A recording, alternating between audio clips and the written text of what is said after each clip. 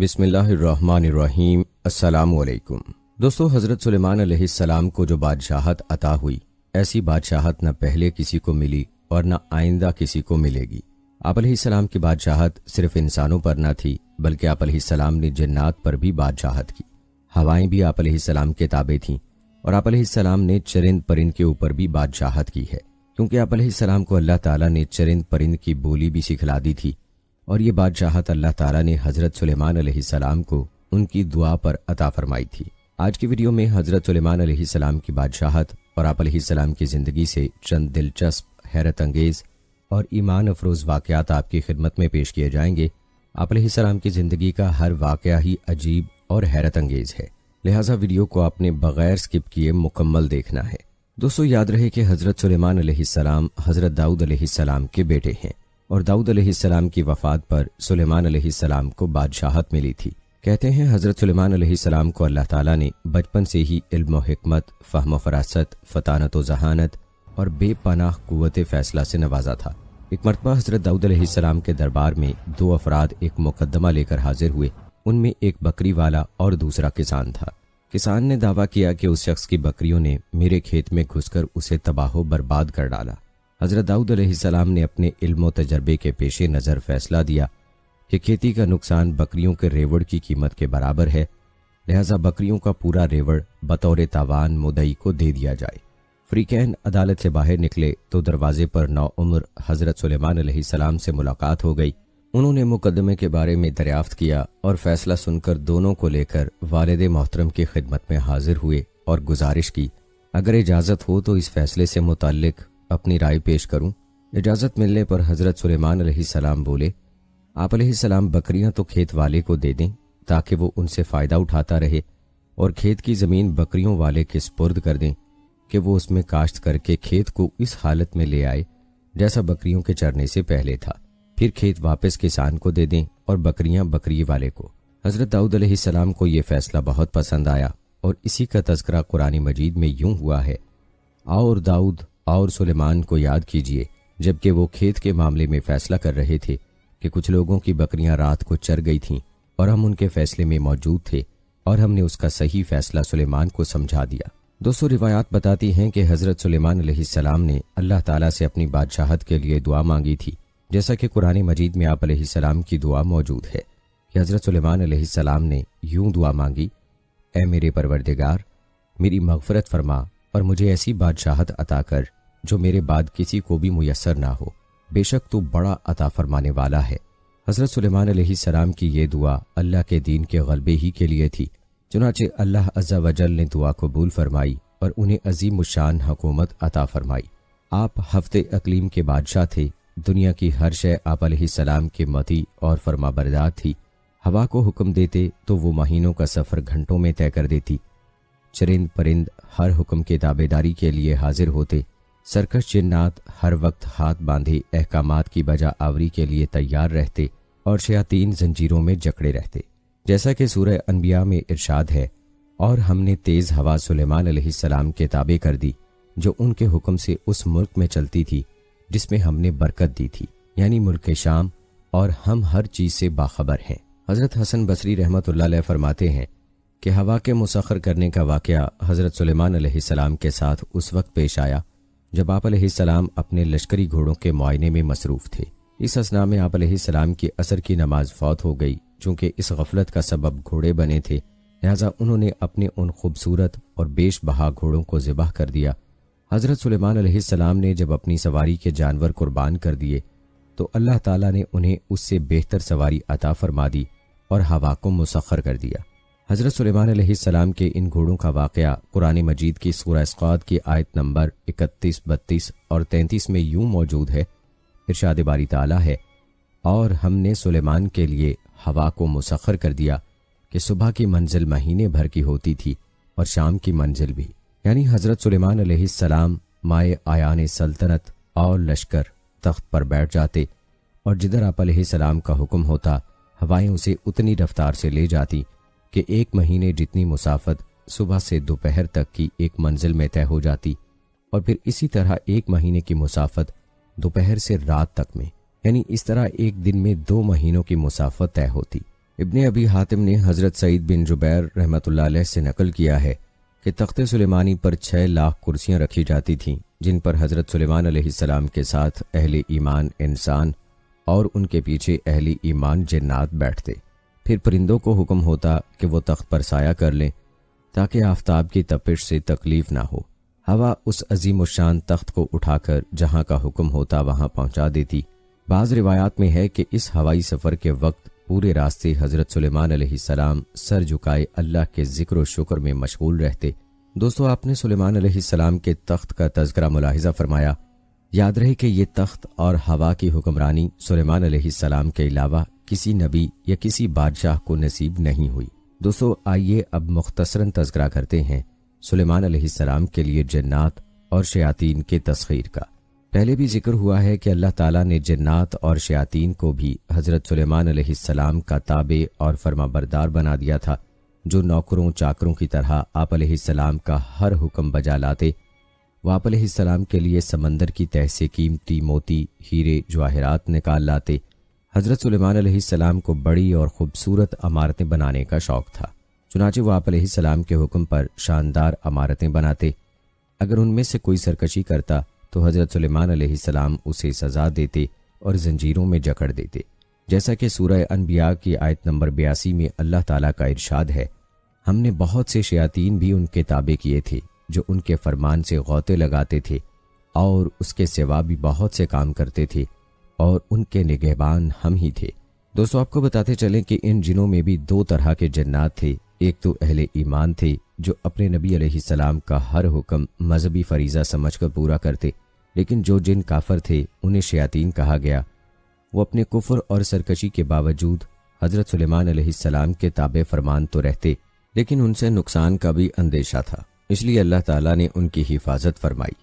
جیسا کہ سورہ سبا میں ارشاد ہے، جو کوئی ان میں سے ہمارے حکم سے پھرے گا اس کو ہم آگ کا مزہ چکھائیں گے۔ مفسرین فرماتے ہیں کہ اللہ تعالیٰ نے ایک فرشتہ مقرر فرما دیا تھا جس کے ہاتھ میں آگ کا سونٹا ہوتا، جو جن حضرت سلیمان علیہ السلام کے حکم سے سرتابی کرتا، فرشتہ اسے سونٹا مارتا جس سے وہ جل کر بھسم ہو جاتا۔ دوستو، اب بات کرتے ہیں حضرت سلیمان علیہ السلام کی بادشاہت کے ایک اور وصف کی، جو کہ تانبے کا ایک چشمہ ہے۔ قرآن مجید میں ارشاد باری تعالیٰ ہے، اور ہم نے ان کے لیے تانبے کا چشمہ بہا دیا۔ دوستو، اللہ تعالیٰ کی جانب سے حضرت سلیمان علیہ السلام کو عطا کیے گئے معجزات میں سے ایک پگھلے ہوئے تانبے کے وہ چشمے ہیں جن میں جنات بڑی بڑی دیگیں، لگن برتن اور بحری جہاز تیار کیا کرتے تھے۔ تورات اور جدید تاریخی تحقیقات سے پتہ چلتا ہے کہ حضرت سلیمان علیہ السلام نے بڑے پیمانے پر بحری تجارت کا سلسلہ شروع کیا تھا۔ ایک طرف اسیون جابر سے ان کے تجارتی جہاز بحیرہ احمر میں یمن اور دوسرے جنوبی و مشرقی ممالک کی طرف جاتے، اور دوسری طرف بحیرہ روم کی بندرگاہوں سے ان کا بیڑا، جسے بائبل میں ترسی بیڑا کہا گیا ہے، مغربی ممالک کی طرف جایا کرتا تھا۔ کہا جاتا ہے کہ اسیون جابر میں ان کے زمانے کی ایک عظیم الشان بھٹی ملی ہے۔ آثار قدیمہ کے ماہرین کا اندازہ ہے کہ یہاں ادوم کے علاقے اور باقی کانوں سے خام لوہا اور تانبا لایا جاتا اور اسی بھٹی میں پگھلا کر اسے دوسرے کاموں کے علاوہ جہاز سازی میں بھی استعمال کیا جاتا تھا۔ اس سے قرآن مجید کی اس آیت کا مفہوم واضح ہوتا ہے جو سورہ سبا میں حضرت سلیمان علیہ السلام کے متعلق آئی ہے کہ ہم نے ان کے لیے پگھلی ہوئی دھات کا چشمہ بنا دیا۔ دوستو، آپ ملاحظہ کر رہے ہیں کہ اللہ تعالیٰ نے حضرت سلیمان علیہ السلام کو کیسی شاندار بادشاہت عطا فرمائی تھی۔ یاد رہے کہ آپ علیہ السلام کی بادشاہت دراصل اللہ تعالیٰ کی طرف سے ایک معجزہ ہے جو سلیمان علیہ السلام کو عطا ہوا۔ دراصل اللہ تعالیٰ اپنی قدرت دکھا رہے ہیں جو اللہ تعالیٰ نے معجزات کی صورت میں اپنے انبیاء کو عطا فرمائی، تاکہ انسان ان باتوں پر غور و تدبر کرے اور اللہ کی عظمت اور پاکی بیان کرے۔ دوستو، ہم اللہ تعالیٰ کے مزید معجزات اور کرشمات بھی آپ کو بتاتے ہیں، البتہ آگے بڑھنے سے پہلے کمنٹ میں ایک بار سبحان اللہ ضرور تحریر فرما دیں۔ دوستو، پہلے بھی ذکر ہو چکا ہے کہ اللہ تعالیٰ نے سلیمان علیہ السلام کو چرند پرند کی بولیاں سکھلا دی تھیں، تو آئیے تذکرہ کرتے ہیں آپ علیہ السلام کے جانوروں کی بولیوں کے علم کا۔ یاد رہے کہ اللہ تعالیٰ نے حضرت سلیمان علیہ السلام کو تمام جانوروں حتیٰ کہ چیونٹیوں تک کی بولیوں کے علم سے نوازا تھا، جس کا تذکرہ قرآن پاک میں یوں آتا ہے، اے لوگو، ہمیں یعنی حضرت سلیمان کو پرندوں کی بولیاں سکھائی گئی ہیں۔ اور اسی سورہ مبارکہ میں ذکر ہے کہ ایک مرتبہ حضرت سلیمان علیہ السلام اپنے لاؤ لشکر کے ساتھ ایک ایسے میدان سے گزرے جہاں چونٹیوں کی بڑی بستی تھی۔ چونٹیوں کی ملکہ نے جب لشکر کو دیکھا تو کہا، اے چونٹیوں، اپنے گھروں میں گھس جاؤ، کہیں ایسا نہ ہو کہ حضرت سلیمان علیہ السلام اور ان کا لشکر تمہیں پیروں تلے روند ڈالے اور انہیں روندنے کی خبر بھی نہ ہو۔ یہ بات سن کر حضرت سلیمان علیہ السلام مسکرا دیے اور اللہ کا شکر بجا لائے اور کہنے لگے، اے میرے رب، مجھے توفیق عنایت کر کہ جو احسان تو نے مجھ پر اور میرے والدین پر کیے ہیں ان کا شکر کروں اور ایسے نیک کام کروں کہ تو ان سے خوش ہو جائے اور مجھے اپنی رحمت سے اپنے نیک بندوں میں داخل فرما۔ حضرت شیخ سعدی رحمۃ اللہ علیہ فرماتے ہیں کہ حضرت سلیمان علیہ السلام کے عہد میں قحط پڑا تو آپ علیہ السلام نے لوگوں کو نماز استسقاء کے لیے نکلنے کا حکم دیا۔ جب نماز پڑھنے میدان میں گئے تو وہاں ایک چونٹی اپنے قدموں پر کھڑی دعا کر رہی تھی، اے اللہ، میں بھی تیری مخلوق ہوں، ہمارا بھی تیرے فضل کے بغیر چارہ نہیں، اے اللہ ان پر بارش برسا دے۔ یہ سن کر آپ علیہ السلام واپس آ گئے اور لوگوں کو کہا کہ اب بارش ہو جائے گی۔ دوستو، چونٹی کے حوالے سے ایک اور واقعہ بھی قرآن پاک میں بیان ہوا ہے جو آگے چل کر بیان کیا جائے گا۔ البتہ آپ کو بتاتے چلیں کہ سلیمان علیہ السلام کی زندگی میں ہدہد کی غیر حاضری اور ملکہ بلقیس کا واقعہ بھی ایک اہم اور دلچسپ واقعہ ہے، اور اس واقعے میں اللہ تعالیٰ کی قدرت کے کئی کرشمے پائے جاتے ہیں۔ تو آئیے آپ کو یہ واقعہ مکمل تفصیل کے ساتھ بتاتے ہیں۔ کہتے ہیں حضرت سلیمان علیہ السلام کو کسی موقع پر ہدہد کی ضرورت محسوس ہوئی۔ ہدہد کے متعلق مشہور ہے کہ جس مقام پر پانی سطح زمین سے نزدیک تر ہو اسے معلوم ہو جاتا ہے۔ اللہ بہتر جانتا ہے کہ انہیں یہی ضرورت تھی یا کچھ اور تھی۔ البتہ انہوں نے پرندوں کے لشکر میں ہدہد کو تلاش کیا لیکن وہ وہاں نہ ملا۔ آپ کو اس بات کا سخت رنج ہوا اور فرمایا کہ یا تو وہ اپنی غیر حاضری کی کوئی معقول وجہ پیش کرے ورنہ میں اسے سخت سزا دوں گا یا ذبح ہی کر ڈالوں گا۔ تب حضرت سلیمان علیہ السلام کی سلطنت فلسطین، شرق اردن اور شام کے کچھ علاقے میں تھی۔ افریقہ میں بھی حبشہ اور مصر کا کچھ حصہ آپ کے زیر نگیں آ گیا تھا، لیکن جنوبی یمن کا علاقہ آپ کی سلطنت سے بہت دور تھا۔ ہدہد حضرت سلیمان علیہ السلام کے لشکر سے غائب ہو کر یمن کے علاقے سبا میں پہنچ گیا تھا۔ یہاں کے لوگ تجارت، پیشہ اور آسودہ حال تھے۔ کچھ دیر بعد ہدہد حضرت سلیمان علیہ السلام کے پاس حاضر ہو گیا اور کہنے لگا کہ میں اہل سبا کے کچھ ایسے یقینی حالات معلوم کر کے آ رہا ہوں جن کی تاحال آپ کو کچھ خبر نہیں ہے، اور وہ یقینی خبر یہ ہے کہ سبا کا ملک ایک زرخیز و شاداب علاقہ ہے۔ ان لوگوں کو وہاں سب ضروریات زندگی وافر مقدار میں میسر ہیں۔ ان لوگوں پر حکمران ایک عورت ہے، ملکہ بلقیس، جو بڑے عالی شان تخت پر بیٹھ کر حکمرانی کر رہی ہے۔ اس کا تخت سونے کا ہے جس میں ہیرے اور جواہرات جڑے ہوئے ہیں، اور اس وقت ایسا تخت کسی بادشاہ کے پاس نہیں ہے۔ مذہبی لحاظ سے یہ لوگ مشرق اور آفتاب پرست ہیں اور اپنے اس مذہب پر خوش اور نازاں ہیں۔ سورج پرستی کو نیکی اور ثواب کا کام سمجھتے ہیں۔ ہدہد نے یہ الفاظ کہہ کر گویا سلیمان علیہ السلام کو اس قوم پر جہاد کرنے کی ترغیب دی، یعنی یہ لوگ سورج پرست بھی ہیں اور آخرت کے منکر بھی، لہٰذا وہ اپنی ساری کوششیں زیادہ سے زیادہ دولت کمانے اور اپنا معیار زندگی بلند کرنے میں صرف کر رہے ہیں، اور اسی کام کو اپنی زندگی کا منتہائی مقصد سمجھے بیٹھے ہیں۔ اور شیطان نے انہیں یہی بات سمجھائی ہے کہ ان کی عقلی اور فکری قوتوں کا یہی بہترین مصرف ہے کہ وہ اپنی اس دنیا کی زندگی کو زیادہ سے زیادہ شاندار بنائیں۔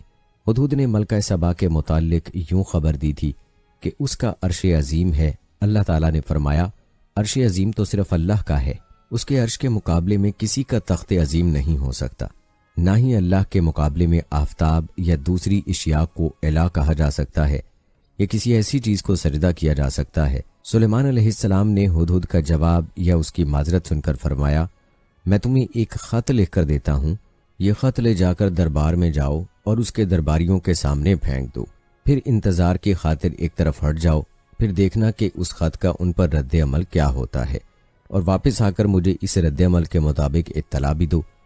اس سے جہاں یہ بات معلوم ہو جائے گی کہ اس یقینی خبر کو ہم تک پہنچانے میں کہاں تک سچے ہو، وہاں ان لوگوں کے رد عمل سے یہ بھی معلوم ہو جائے گا کہ وہ لوگ کس ذہنیت کے مالک ہیں۔ کہتے ہیں جس وقت ہدہد نے یہ خط دربار میں ملکہ سبا کے سامنے پھینکا، اس وقت وہ سورج کی عبادت کے لیے تیاری کر رہی تھی۔ اس خط نے اسے عجیب قسم کی کشمکش میں مبتلا کر دیا، کیونکہ یہ خط کئی پہلوؤں سے بہت اہم تھا۔ مثلا ایک یہ کہ یہ خط اسے غیر معمولی طریقے سے ملا، یعنی یہ خط کسی ملک کے سفارت خانے کی معرفت نہیں بلکہ ایک نامہ بر پرندہ کے ذریعے ملا تھا۔ دوسرا یہ کہ یہ خط کسی معمولی درجے کے حاکم سے نہیں بلکہ شام و فلسطین کے عظیم فرما روا کی طرف سے موصول ہوا تھا۔ تیسرا یہ کہ یہ خط رحمان اور رحیم کے نام سے شروع کیا گیا تھا کہ ان ناموں سے یہ لوگ قطعاً متعارف نہ تھے۔ اور چوتھے یہ کہ اس انتہائی مختصر سے خط میں ملکہ سے مکمل اطاعت کا اور پھر اس کے بعد حضرت سلیمان علیہ السلام کے پاس حاضر ہونے کا مطالبہ کیا گیا تھا، اور یہ بھی بتلا دیا گیا تھا کہ میرے مقابلے میں سرکشی کا راہ اختیار نہ کرنا ورنہ نقصان اٹھاؤ گے۔ پانچویں یہ کہ انداز خطاب ایسا تھا کہ جس میں کسی قسم کی کوئی لچک نہ پائی جاتی تھی۔ دوستو، اس کا مطلب یہ ہے کہ اسلام لا کر یا مسلمان ہو کر میرے ہاں آؤ اور سورج پرستی چھوڑ دو، اور یہ حکم آپ کی نبوت سے تعلق رکھتا ہے، اور آپ چونکہ بادشاہ بھی تھے اور نبی بھی، لہٰذا اس سلسلے میں اپنے سرکاری امیروں وزیروں سے مشورہ کرنا ہی مناسب سمجھا۔ چنانچہ اس نے سب کو اکٹھا کر کے اس خط کے وصول ہونے اور اس کی مختلف پہلوؤں سے اہمیت سے آگاہ کیا۔ پھر اسے پوچھا کہ تم لوگ مجھے اس خط کے جواب کے بارے میں کیا مشورہ دیتے ہو، اور یہ تو جانتے ہی ہو کہ میں سلطنت کے ایسے اہم کاموں میں پہلے بھی تم سے مشورہ کرتی رہی ہوں، اور از خود میں نے کبھی مشورے کے بغیر کسی کام کا فیصلہ نہیں کیا۔ ملکہ کے مشیروں اور درباری لوگوں نے وہی جواب دیا جو عام طور پر درباری لوگ دیا کرتے ہیں، یعنی وہ اپنے ذہن پر بار ڈال کر کوئی دانش مندانہ جواب دینے کے عادی ہوتے ہیں، اور نہ وہ اپنے سر کوئی ذمہ داری لینا چاہتے ہیں۔ وہ صرف جی حضور کہنا اور اپنے آپ کو حکم کے بندے ثابت کرنا چاہتے ہیں، اور یہی کچھ ان لوگوں نے بھی کیا کہ ہماری خدمات حاضر ہیں، ہم زور آور بھی اور لڑائی کا فن بھی خوب جانتے ہیں، تاہم یہ فیصلہ کرنا کہ سلیمان علیہ السلام سے جنگ کرنی چاہیے یا مطیع فرمان بن جانا چاہیے آپ ہی کی ثواب دید پر منحصر ہے۔ گویا ملکہ کو اپنے مشیروں سے مشورہ کرنے کا کوئی خاص فائدہ نہ ہوا، ماں سوائے اس کے کہ اگر ملکہ مقابلہ کا ارادہ رکھتی ہو تو انہوں نے اپنی وفاداریوں کا اسے یقین دلا دیا۔ دوستو، خط کے انداز خطاب سے ملکہ کو یہ معلوم ہو گیا تھا کہ سلیمان عام فرما رواؤں کی طرح نہیں بلکہ ان کی پشت پر کوئی غیر معمولی طاقت ہے، اور یہ بھی معلوم ہو رہا تھا کہ اگر ملکہ اور اس کے پیروکار مطیع فرمان بن کر سلیمان علیہ السلام کے پاس حاضر نہ ہوئے تو حضرت سلیمان علیہ السلام ان کی سرکوبی کے لیے ضرور ان پر چڑھائی کریں گے۔ حضرت سلیمان علیہ السلام یہ تو گوارا کر سکتے تھے کہ یہ لوگ سورج پرستی چھوڑ کر راہ راست پر آ جائیں تو ان سے کچھ تعرض نہ کیا جائے، مگر یہ گوارا نہ کر سکتے تھے کہ ان کے پاس اسباب و وسائل موجود ہونے کے باوجود ان کے قرب و جوار میں اس طرح اعلانیہ ملکی سطح پر شرک اور سورج پرستی ہوتی رہے۔ لہذا ملکہ کے خطرات کچھ موہوم خطرات نہ تھے۔ اس نے ٹھیک اندازہ کر لیا تھا کہ ایک تو حضرت سلیمان علیہ السلام ان کی سرتابی کی صورت میں ضرور ان پر چڑھائی کریں گے، اور دوسرے اس نے یہ بھی اندازہ کر لیا تھا کہ حضرت سلیمان علیہ السلام کے لشکروں کے مقابلے میں ان میں مقابلے کی تاب نہیں ہے۔ لہٰذا اس نے خاموشی کے انجام سے اپنے مشیروں کو متنبہ کرتے ہوئے کہا کہ دنیا میں اکثر یوں ہی ہوتا آیا ہے کہ جب کوئی بادشاہ کسی ملک کو فتح کرتا ہے تو سب سے پہلے اس ملک کے وسائل و معاش پر قبضہ کر کے اس ملک کو مفلس و خلاش بنا دیتا ہے، پھر وہاں کے سرکردہ لوگوں کو کچل کر ان کا زور ختم کر دیتا ہے تاکہ وہ دوبارہ کبھی اس کے مقابلے کی بات بھی نہ سوچ سکیں۔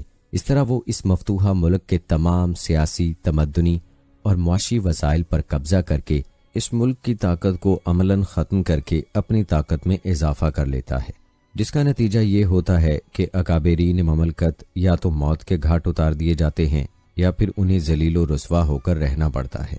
لوٹ کھسوٹ اور قتل و غارت عام ہوتا ہے، اور بسا اوقات شہروں کو آگ لگا دی جاتی ہے، اور عام حالات میں ایسے ہی نتائج متوقع ہیں۔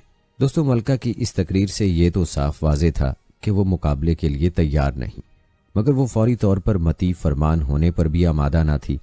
لہٰذا اس نے ایک دانش مندانہ قدم اٹھاتے ہوئے درمیانی راستہ اختیار کیا، جو یہ تھا کہ حضرت سلیمان کے پاس ایک وفد بھیجا جائے اور ساتھ کچھ تحفے تحائف بھی بھیجے جائیں۔ ان لوگوں کے رد عمل سے ان کی ذہنیت پوری طرح واضح ہو جائے گی۔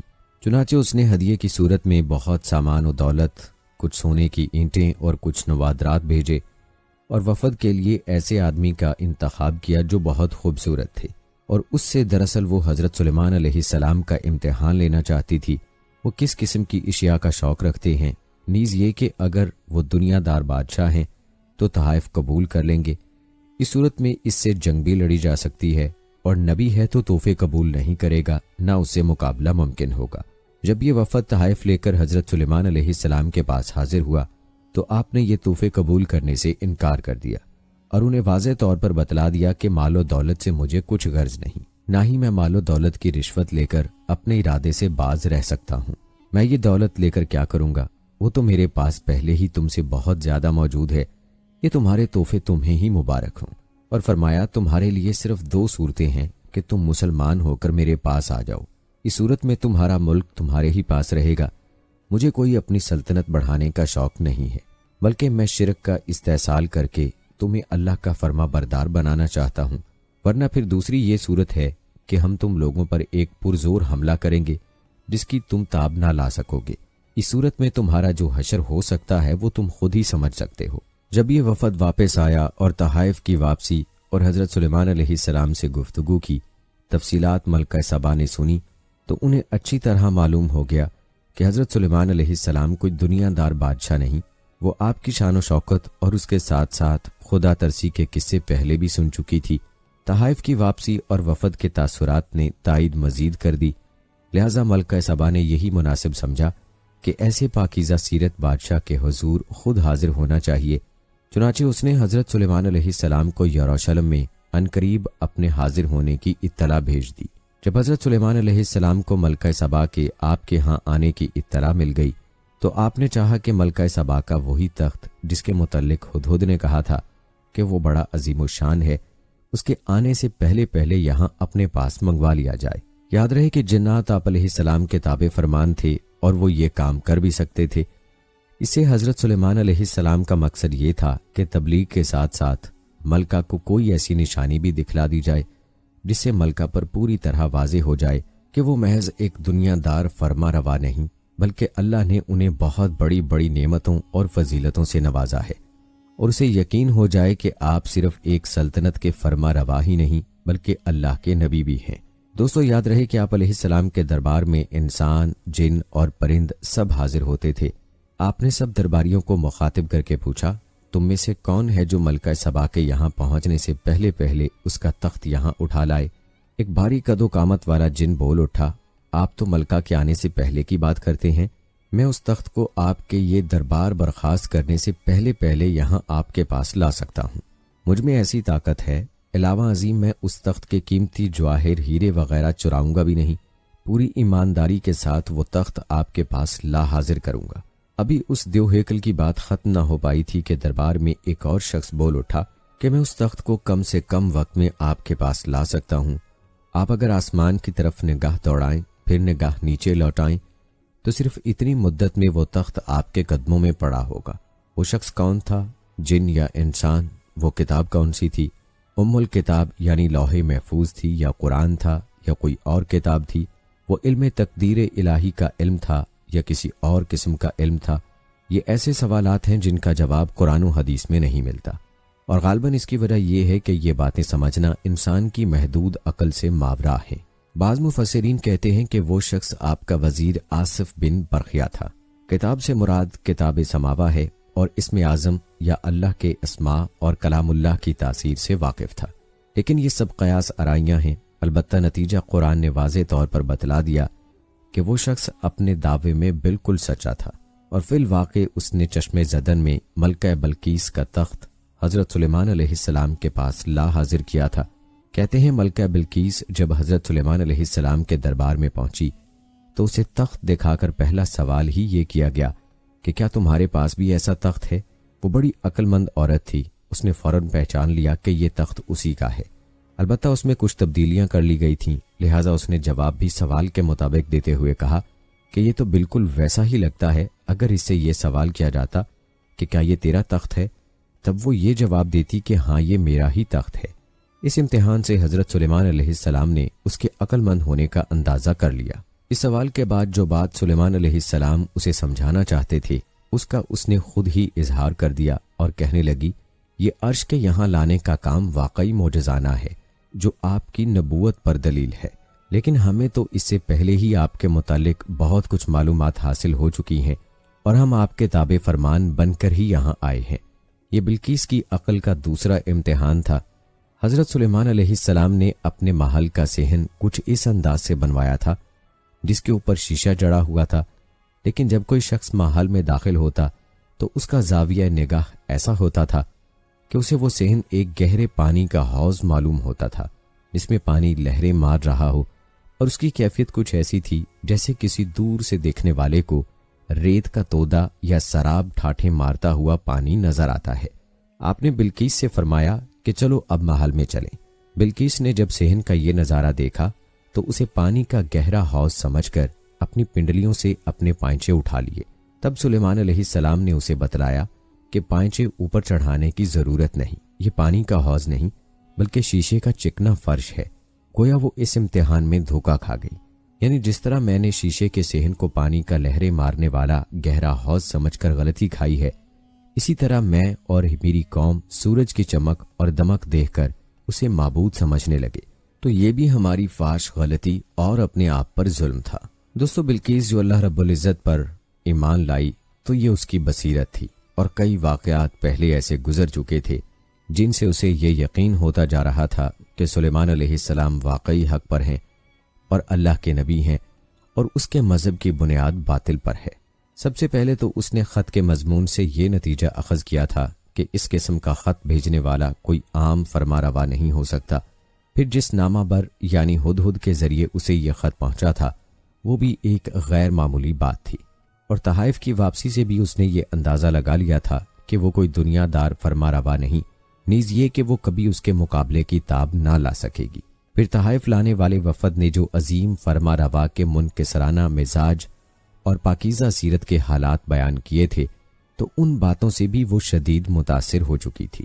پھر جب وہ حضرت سلیمان علیہ السلام کے پاس پہنچی تو جس تخت کو وہ اپنے پیچھے چھوڑ کر آئی تھی اسے اپنے سامنے پڑا دیکھ کر وہ حضرت سلیمان علیہ السلام کی نبوت کی دل سے قائل ہو چکی تھی۔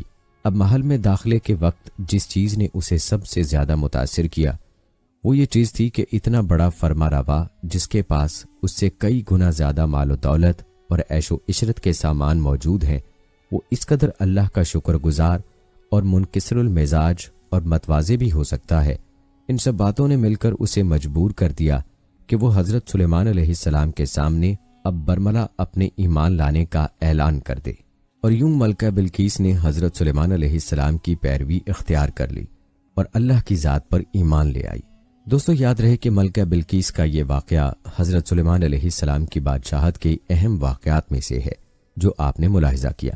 آپ علیہ السلام کے واقعات میں بیت المقدس کی تعمیر اور آپ علیہ السلام کی موت کا واقعہ بھی ایک دلچسپ اور اہم واقعہ ہے جو آپ کو بتائیں گے، لیکن اس سے پہلے سلیمان علیہ السلام کے چند مزید واقعات آپ کے گوش گزار کرتے ہیں۔ کہتے ہیں ایک دن حضرت سلیمان علیہ السلام دریا کے کنارے بیٹھے ہوئے اللہ کی قدرت کے نظارے فرما رہے تھے تو دیکھا کہ ایک چونٹی آئی جس کے منہ میں ایک دانہ تھا، رزق تھا، اور یہ اس خوراک کو، اس دانے کو لے کر دریا کے کنارے جا رہی تھی۔ حضرت سلیمان علیہ السلام یہ سب دیکھ رہے تھے کہ چونٹی چلتے چلتے آہستہ آہستہ اپنی رفتار سے چلتے ہوئے دریا کے کنارے جا پہنچی۔ اس دوران ایک عجیب واقعہ آپ علیہ السلام نے دیکھا کہ جب یہ چونٹی دریا کے پاس پہنچی تو دریا میں سے ایک مینڈک باہر آیا اور منہ کھولا۔ چونٹی اس کے منہ میں چلی گئی اور مینڈک واپس دریا میں چلا گیا۔ یہ سب منظر اللہ کے نبی علیہ السلام دیکھ رہے تھے۔ کچھ دیر بعد وہ مینڈک پھر باہر آیا، اس نے پھر منہ کھولا اور چونٹی اس کے منہ سے باہر آ گئی۔ حضرت سلیمان علیہ السلام نے غور کیا تو ایک فرق محسوس ہوا کہ اس سے پہلے چونٹی جب مینڈک کے منہ میں گئی تھی تو اس کے منہ میں دانہ تھا، ایک رزق تھا جو اب اس کے منہ میں نہیں تھا۔ چونکہ حضرت سلیمان علیہ السلام چرند پرند سب سے بات کیا کرتے تھے تو آپ علیہ السلام نے چونٹی کو طلب کیا اور پوچھا کہ یہ کیا معاملہ ہے، یہ تم کیا کر رہی ہو؟ ابھی تم منہ میں دانہ لے کر مینڈک کے منہ میں گئی تھی، تم گئی کہاں تھی؟ یہ چونٹی کہنے لگی، اے پیغمبر خدا، اس سمندر کی گہرائی میں جا کر دور ایک پتھر ہے، یہ پتھر اندر سے خالی ہے، اس پتھر کے اندر ایک کیڑا رہتا ہے، اللہ تعالیٰ نے اس کیڑے کو ایسے مقام پر پیدا کیا ہے کہ وہ وہاں سے نکل نہیں سکتا، وہی اس کی کل کائنات ہے، مجھے اللہ تعالیٰ نے اس کام پر مقرر کیا ہے کہ میں اس کو کھانا پہنچاؤں۔ قادر مطلق نے اس مینڈک کو مامور کیا ہے، مینڈک روزانہ مجھے اپنے منہ میں لے کر پانی سے ہوتا ہوا اس پتھر کے پاس لے کر جاتا ہے۔ وہ مینڈک اپنا منہ اس پتھر کے سوراخ پر رکھ دیتا ہے۔ میں اس کے منہ سے نکل کر کیڑے کے پاس جاتی ہوں۔ وہ اناج جو میرے منہ میں ہوتا ہے وہ اناج میں اس کے پاس رکھ دیتی ہوں۔ یہ مینڈک میرا انتظار کرتا رہتا ہے۔ میں واپس اس کے منہ میں داخل ہو جاتی ہوں۔ یہ پانی میں تیرتے ہوئے مجھے واپس پانی سے باہر لے آتا ہے۔ حضرت سلیمان علیہ السلام نے اس سے پوچھا، جب تم اس کے لیے کھانا لے جاتی ہو تب تم نے اس کی کبھی کوئی گفتگو سنی ہے؟ چونٹی کہنے لگی، ہاں، جب میں اس کے لیے کھانا لے کر جاتی ہوں تو ہر روز میں اس کیڑے کی گفتگو سنتی ہوں۔ حضرت سلیمان علیہ السلام نے دریافت فرمایا کہ اس کی گفتگو کیا ہے؟ وہ کیڑا کیا کہتا ہے؟ چونٹی بولی، وہ کیڑا کہتا ہے، اے وہ ذات جس نے سمندر کی گہرائیوں میں اس پتھر کے اندر بھی مجھے نہیں بھلایا، اپنے مومن بندوں پر اپنی رحمت کو بھی مت بھولنا۔ اس چونٹی کی کہانی سننے کے بعد حضرت سلیمان علیہ السلام کے دل میں ایک خواہش پیدا ہوئی اور آپ علیہ السلام نے اس خواہش کا تذکرہ اللہ سے کر ڈالا۔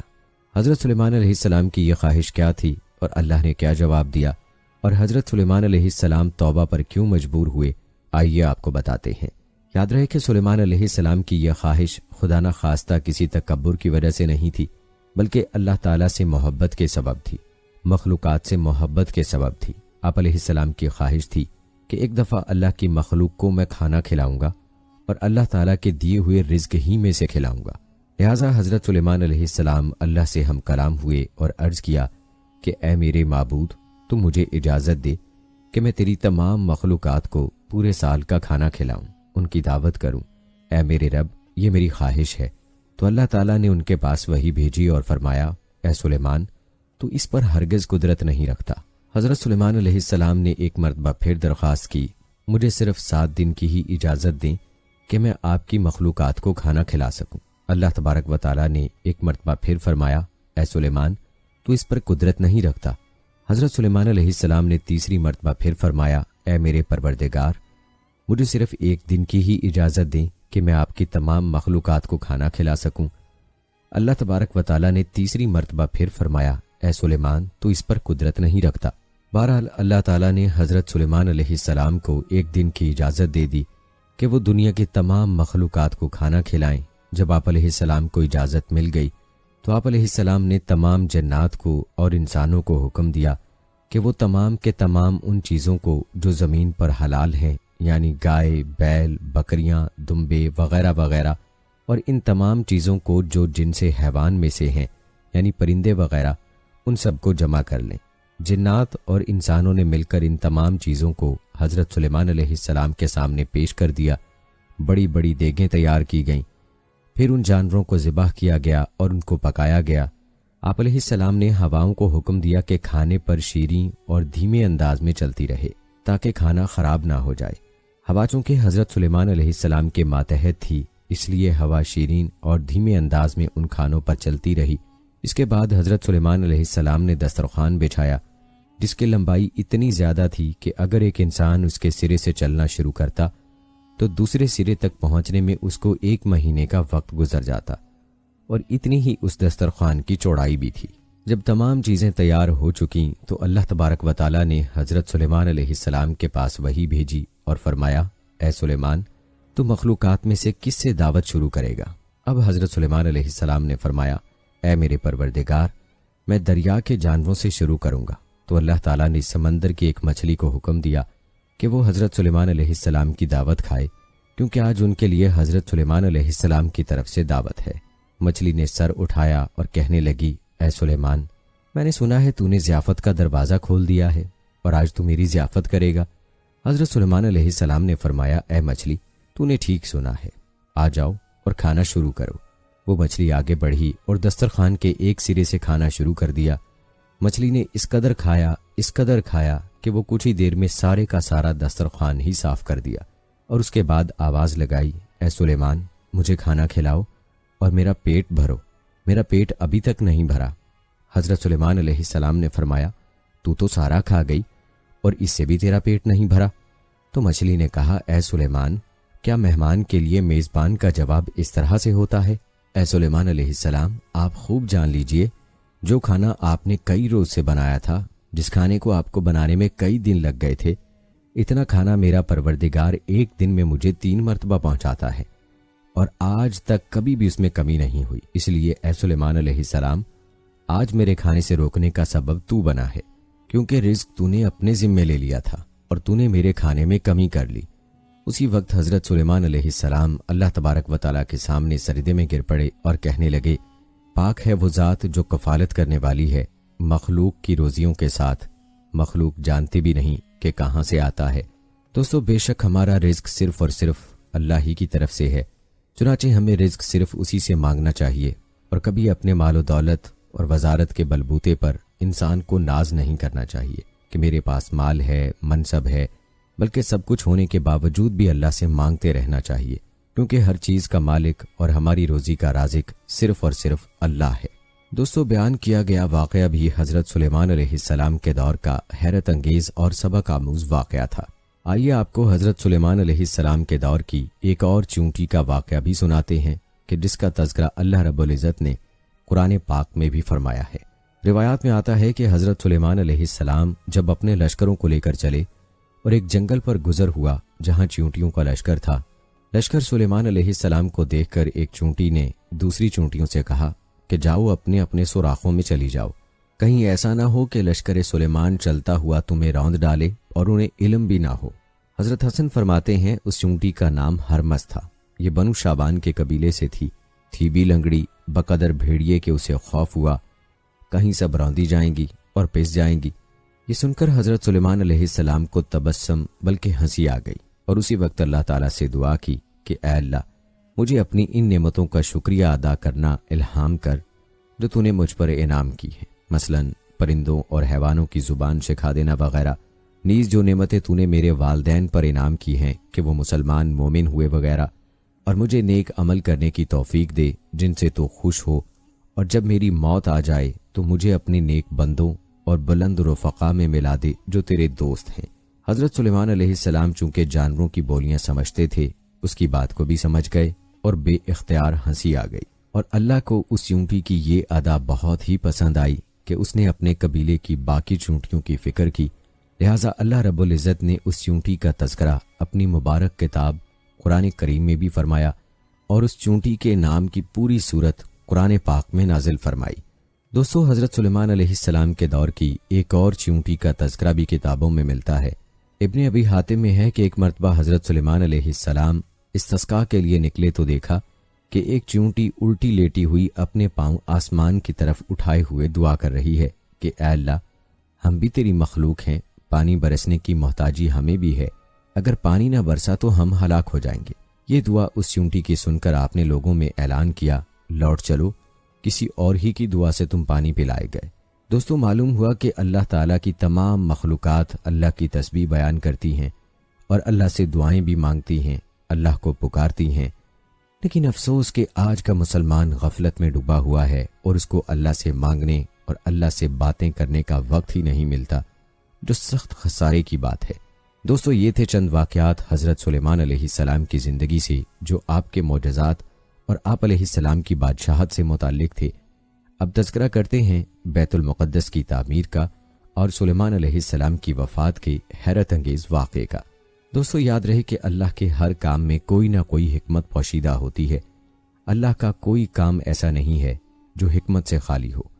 حضرت سلیمان علیہ السلام کی وفات کے واقعے میں بھی اللہ تعالیٰ کی حکمتیں موجود ہیں، جن کے بارے میں آپ کو قرآن پاک اور مختلف تفاسیر کی روشنی میں بتائیں گے۔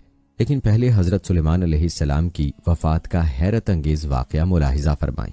دوستو، کہتے ہیں بیت المقدس کی تعمیر جو حضرت داؤد علیہ السلام نے شروع کی تھی، حضرت سلیمان علیہ السلام نے اس کی تکمیل فرمائی۔ روایات بتاتی ہیں کہ اس میں کچھ کام تعمیر کا باقی تھا، اور یہ تعمیر کا کام جنات کے سپرد تھا، اور ان جنات کی طبیعت میں سرکشی غالب تھی، لیکن حضرت سلیمان علیہ السلام کے خوف سے جنات کام کرتے تھے۔ ان کی وفات کا جنات کو علم ہو جاتا تو فوراً کام چھوڑ بیٹھتے اور تعمیر رہ جاتی۔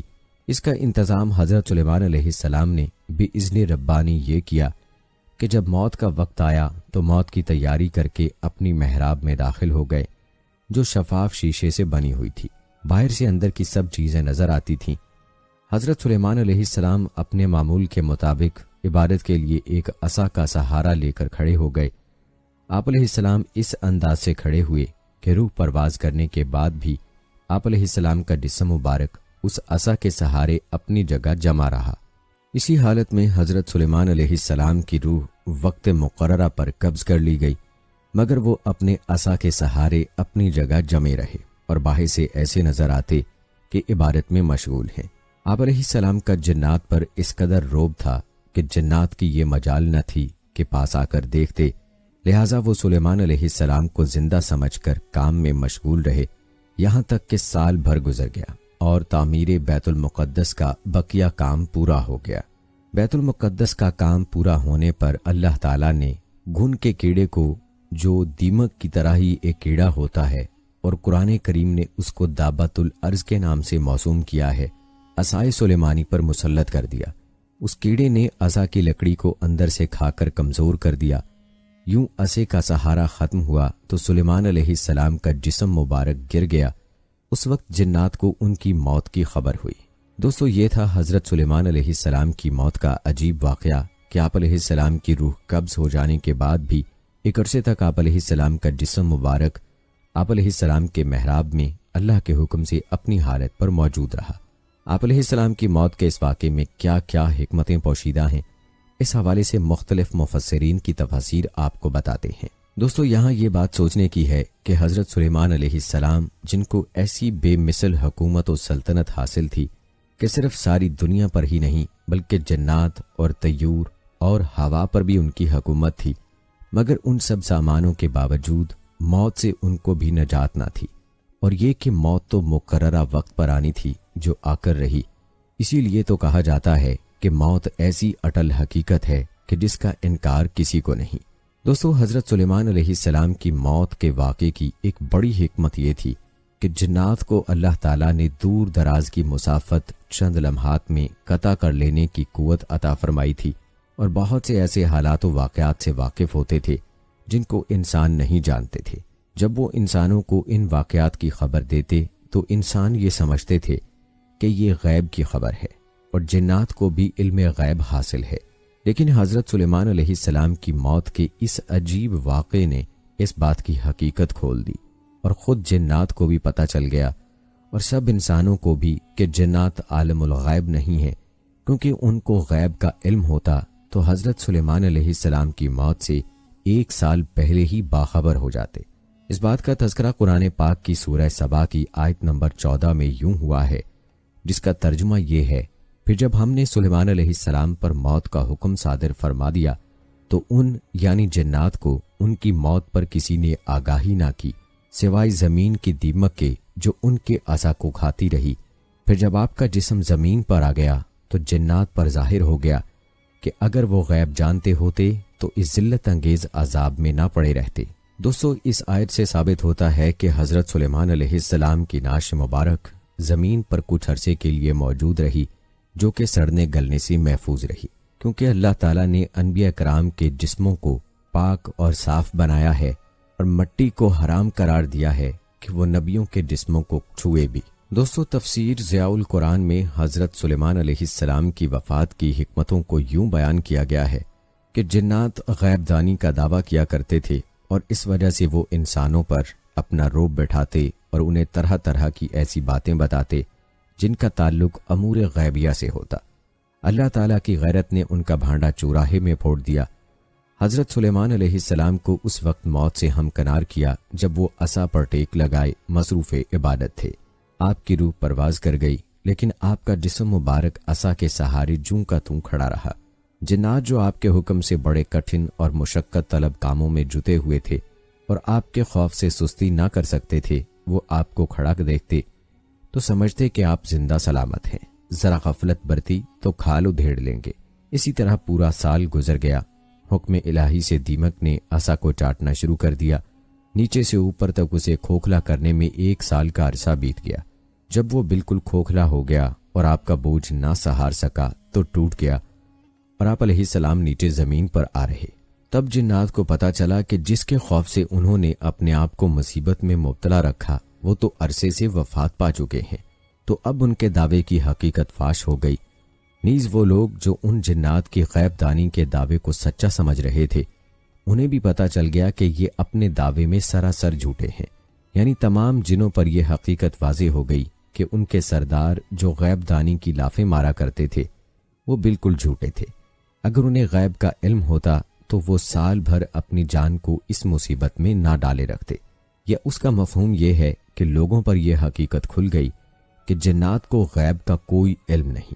جنات کے سر غرور کو خاک میں ملانے کے ساتھ ساتھ اللہ تعالیٰ نے شان نبوت کا مشاہدہ بھی کرا دیا۔ عام انسان اگر عصا پر ٹیک لگا کر کھڑا ہو اور وہ اونگ جائے تو اس کا توازن برقرار نہیں رہتا اور فوراً زمین پر گر پڑتا ہے۔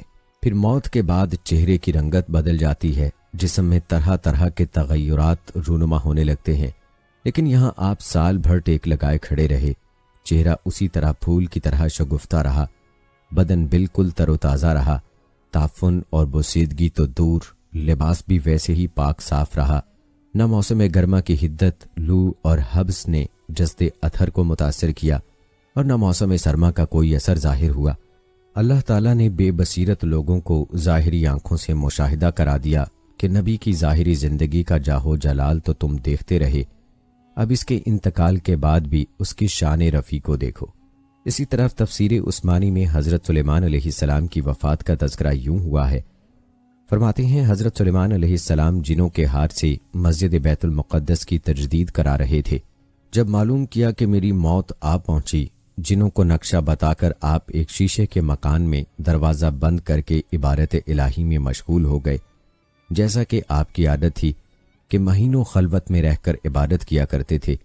اسی حالت میں فرشتے نے روح قبض کر لی اور آپ کا جسم مبارک لکڑی کے سہارے کھڑا رہا، کسی کو آپ کی وفات کا احساس نہ ہو سکا۔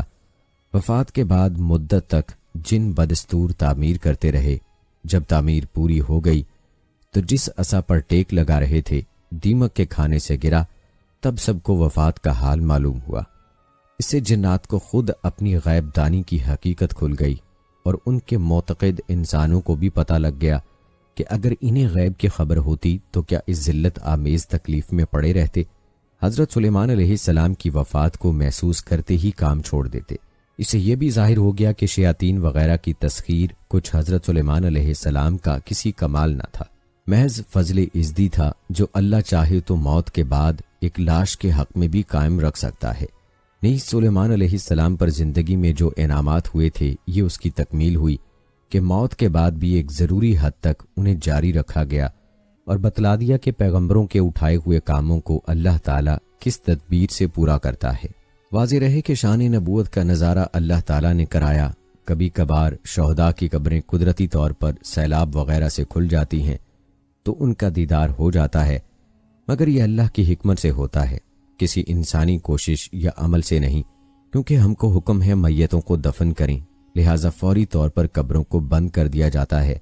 دوستو، تفسیر کنز الایمان میں مذکورہ آیت کی تفسیر یوں بیان کی گئی ہے کہ حضرت سلیمان علیہ السلام نے بارگاہ الہی میں دعا کی تھی کہ ان کی وفات کا حال جنات پر ظاہر نہ ہو، تاکہ انسانوں کو معلوم ہو جائے کہ جن غیب نہیں جانتے۔ پھر آپ علیہ السلام محراب میں داخل ہوئے اور حسب عادت نماز کے لیے اپنے عصا پر تکیہ لگا کر کھڑے ہو گئے۔ جنات حسب دستور اپنی خدمتوں میں مشغول رہے اور یہ سمجھتے رہے کہ حضرت زندہ ہیں، اور حضرت سلیمان علیہ السلام کا عرصہ دراز تک اسی حال پر رہنا ان کے لیے کچھ حیرت کا باعث نہیں ہوا، کیونکہ وہ بارہا دیکھتے تھے کہ آپ 1 ماہ، 2 ماہ اور اس سے زیادہ عرصے تک عبادت میں مشغول رہتے تھے، اور آپ کی نماز بہت دراز ہوتی تھی، حتیٰ کہ آپ کی وفات کے پورے 1 سال بعد تک جنات آپ کی وفات پر مطلع نہ ہوئے اور اپنی خدمتوں میں مشغول رہے، یہاں تک کہ بحکم الہی دیمک نے آپ کا عصا کھا لیا اور آپ کا جسم مبارک جو لاٹھی کے سہارے سے قائم تھا زمین پر آیا۔ اس وقت جنات کو آپ کی وفات کا علم ہوا۔ دوستو، جہاں تک سلیمان علیہ السلام کے لیے جنات اور شیاطین کی تسخیر کا معاملہ ہے تو اس حوالے سے ہم پہلے ہی آپ کو قرآن و حدیث کی روشنی میں تفصیل بتا چکے ہیں۔ دوستو، آپ نے حضرت سلیمان علیہ السلام کی زندگی کے حیرت انگیز واقعات اور آپ علیہ السلام کی وفات کا واقعہ، اس میں پوشیدہ حکمتوں کے بارے میں جانا۔ آپ نے ہماری اس ویڈیو کو زیادہ سے زیادہ شیئر کرنا ہے تاکہ باقی مسلمان بہن بھائی بھی ان واقعات کو ملاحظہ کر سکیں۔ دوستو، خلاصہ کلام یہ ہے کہ اللہ تعالیٰ نے حضرت سلیمان علیہ السلام کو بہت سے معجزے عطا فرمائے تھے، جن میں سے چند عظیم معجزات یہ ہیں۔ نمبر 1، ایسی عظیم بادشاہت جو ان سے پہلے کسی کو نصیب ہوئی اور نہ ان کے بعد کسی کو میسر آئے گی۔ نمبر 2، انسانوں کے علاوہ جنوں اور شیاطین کو ان کے تابع کر دیا۔ نمبر 3، ہر طرح کے جانوروں کو نہ صرف آپ علیہ السلام کا فرما بردار کیا بلکہ ان کی بولیاں سمجھنے اور بولنے کی صلاحیت بھی عطا فرمائی۔ نمبر 4، ہوا کو مسخر کر دیا کہ آپ علیہ السلام 1 ماہ کی مسافت صبح و شام میں طے کر لیا کرتے تھے۔ نمبر 5، ان کے لیے پگھلے ہوئے تانبے کا چشمہ جاری کر دیا۔ ان معجزات کی تفصیل آپ ملاحظہ کر ہی چکے ہیں۔ آپ کو یہ بھی بتاتے چلیں کہ قرآن مجید کی 7 سورتوں میں 16 مقامات پر حضرت سلیمان علیہ السلام کا تذکرہ آیا ہے۔ سورہ بقرہ، سورہ نساء، سورہ انعام اور سورہ سبا میں 1 بار، سورہ صاد میں 2 جگہ، سورہ انبیاء میں 3 بار، جبکہ سورہ نمل میں 7 مقامات پر آپ علیہ السلام کا ذکر ہوا ہے۔ آپ علیہ السلام کا شمار اللہ تعالیٰ کے جلیل القدر انبیاء میں ہوتا ہے۔ دوستو، آپ نے حضرت سلیمان علیہ السلام کی بادشاہت اور آپ علیہ السلام کی زندگی کے متعدد واقعات ملاحظہ کیے ہیں۔ جانے سے پہلے آپ کو حضرت سلیمان علیہ السلام کے حسب نسب کے بارے میں بھی بتاتے ہیں۔ یاد رہے کہ آپ علیہ السلام کا سلسلہ نسب حضرت ابراہیم علیہ السلام سے جا ملتا ہے۔ حافظ ابن کثیر نے آپ علیہ السلام کا نسب نامہ یوں تحریر کیا ہے: سلیمان بن داؤد بن عشا بن عامر بن سلمون بن نخشون بن امینہ اداب بن ارم بن حزرون بن فارس بن یہودا بن یعقوب بن اسحاق بن ابراہیم۔ دوستو، جہاں تک بات ہے آپ علیہ السلام کی والدہ کی، تو ان سے متعلق بہت کم معلومات دستیاب ہیں، اور جو ہیں وہ بھی مستند نہیں۔ البتہ ابن ماجہ میں ایک حدیث ہے، رسول اللہ صلی اللہ علیہ وآلہ وسلم نے فرمایا، سلیمان بن داؤد علیہ السلام کی والدہ نے ایک دفعہ نصیحت فرمائی، بیٹا رات بھر سوتے ہی نہ رہا کرو، اس لیے کہ رات کے اکثر حصے کو نیند میں گزارنا انسان کو قیامت کے دن اعمال خیر سے محتاج بنا دیتا ہے۔ دوستو، آخر میں سلیمان علیہ السلام کے تخت کے حوالے سے ایک حکایت بیان کر کے اپنی ویڈیو کا اختتام کرتے ہیں۔ حضرت سلیمان علیہ السلام کا ایک قصہ ہے۔ وہ ایک مرتبہ تخت شاہی پر کہیں جا رہے تھے۔ ایک کاشتکار نے انہیں دیکھا کہ اللہ تعالیٰ نے انہیں ایسی بادشاہت عطا فرمائی ہے کہ ہوا بھی ان کو لے کر چلتی ہے۔ یہ دیکھ کر اس شخص نے کہا، سبحان اللہ۔ یہ بات ہوا نے سلیمان علیہ السلام تک پہنچا دی۔ سلیمان علیہ السلام نے کہا کہ اس بندے کو میرے پاس لے آؤ۔ اب وہ شخص پریشان ہو گیا کہ پتہ نہیں ایسا میں نے کیا کر دیا، نہ میں نے کوئی حرص کی اور نہ کوئی لالچ کی، بلکہ میں نے تو اللہ کی تعریف کی۔ حضرت سلیمان علیہ السلام نے اس سے پوچھا کہ تم نے کیا کہا تھا؟ اس نے کہا کہ میں نے یہ کہا تھا۔ فرمایا کہ تم نے جو سبحان اللہ کہا ہے اس کا ثواب قیامت کے دن سلیمان علیہ السلام کی سلطنت سے بھی بہت بڑا ہے۔ دوستو، اس واقعے سے معلوم ہوتا ہے کہ سبحان اللہ حضرت سلیمان علیہ السلام کی سلطنت سے بہتر ہے، کیونکہ سبحان اللہ کا ثواب ہمیشہ رہنے والا ہے، اور سلیمان علیہ السلام کی بادشاہت اور سلطنت ختم ہو چکی ہے۔ حضور صلی اللہ علیہ وآلہ وسلم نے فرمایا کہ سبحان اللہ نصف المیزان یعنی اعمال کے ترازو کا آدھا پلڑا نیکیوں سے بھر دیتا ہے، اور الحمدللہ افضل الذکر اور افضل دعا ہے۔ دوستو، یہ تھی ہماری آج کی ویڈیو۔ امید کرتے ہیں کہ آپ کو ہماری آج کی یہ ویڈیو ضرور پسند آئی ہوگی۔ اگر آپ کو ہماری آج کی یہ ویڈیو پسند آئی ہے تو سب سے پہلے تو اس کو لائک کریں اور اپنی رائے کا اظہار کمنٹ سیکشن میں لازمی کریں۔ آخر میں آپ سے ایک بار پھر درخواست ہے کہ آپ ہمارے چینل کو سبسکرائب کر لیں، ساتھ میں لگے گھنٹی کے بٹن کو بھی کلک کر لیں تاکہ لیٹسٹ اپلوڈ ہونے والی ویڈیوز کا نوٹیفیکیشن آپ کو بر وقت ملتا رہے۔ اللہ تعالیٰ آپ کو اپنی حفظ و امان میں رکھے۔ مجھے اگلی ویڈیو تک اجازت دیں۔ اللہ حافظ۔